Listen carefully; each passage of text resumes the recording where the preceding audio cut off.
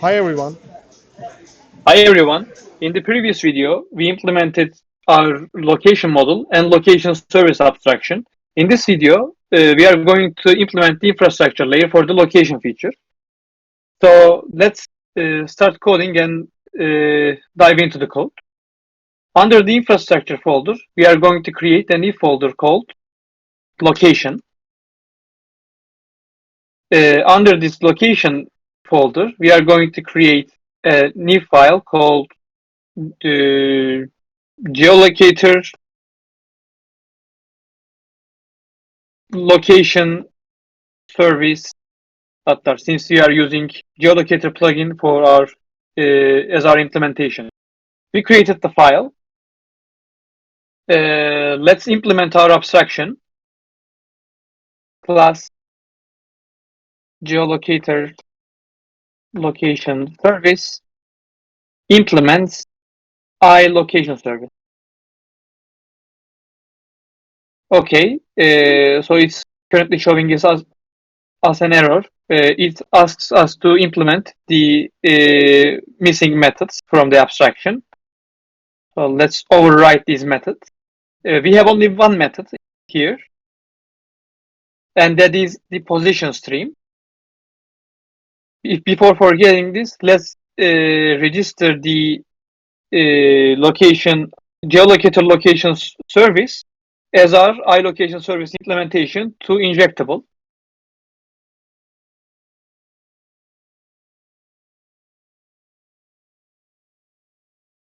iLocation service. This will allow us to build runner to generate code, get code, and register this class as our iLocation service implementation. Now we are ready to implement this method. Geolocator. In the previous video, we investigated the API, so we know that we are going to use the get position stream stream. It returns us a stream of position. Position is a class that is defined by the Geolocator package, but we want a stream of location models. So we are going to map this stream to our return type. Here we have an event. Let's rename it position. And when we get the position, we are going to map this to a location model.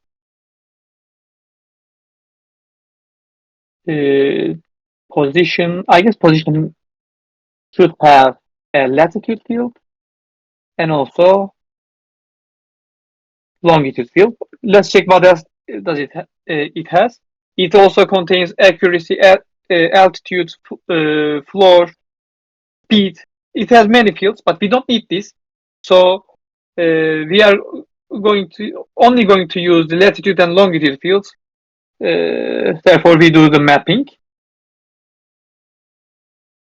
Okay. And that's it for the location service implementation. Our infrastructure layer is ready now. By the way, you can also specify your location settings depending on your needs. Get position stream takes an optional parameter called location settings. It's null by default. It has some default values. For example, you can specify the let's check it. You can specify the accuracy of the user's location. For if you are building a navigation app, you probably want the exact location of your users, because in the end, the information you need is very specific. But if you only need approximate location of your user, you don't need to do it, but it's better that you reduce the accuracy of that location.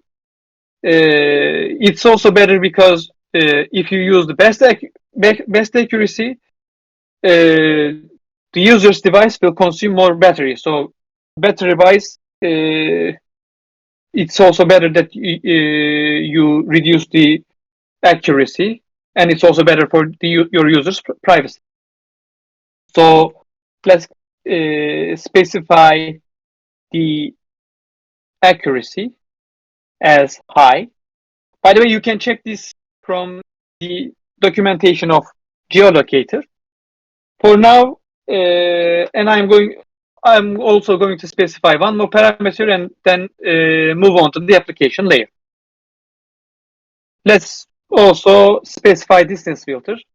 Here we say that if the user doesn't move more than 100 meters, do not update, do not send me any location information. It's redundant. So this is also a thing that you can specify, and you can also say that, hey, you should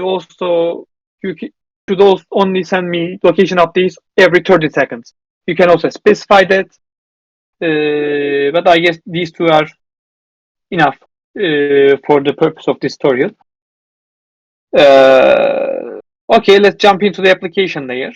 Under the application layer, we are going to create a new qubit called LocationCubit.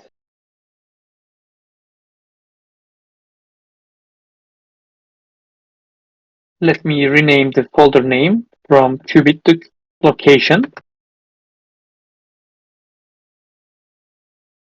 We have, let's create our state.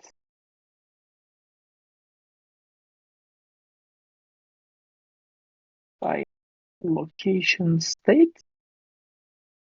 Again, it's a freeze class. In our state, we need to keep the exact the location of the user. In the upcoming videos, we are going to use this information to display the marker on the map.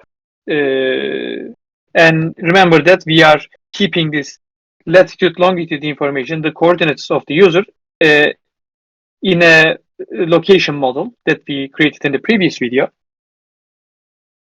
So let's call this field as user location. And by default, by initial state, the location user location will be empty location, and an empty location corresponds to a location model where latitude and longitude are equal to 0. This is our default location model definition. Okay, now we are ready to run code generation so that build runner can generate us freeze code.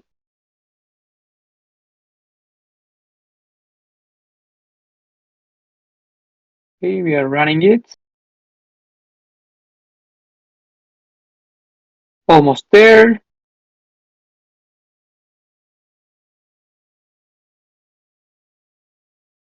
And it's done. I think for the purpose of, for the scope of this video, implementing the location state is enough. In the upcoming video, we are going to fill in the LocationCubit implementation, and we will dive into block-to-block communication. So see you soon. See you soon.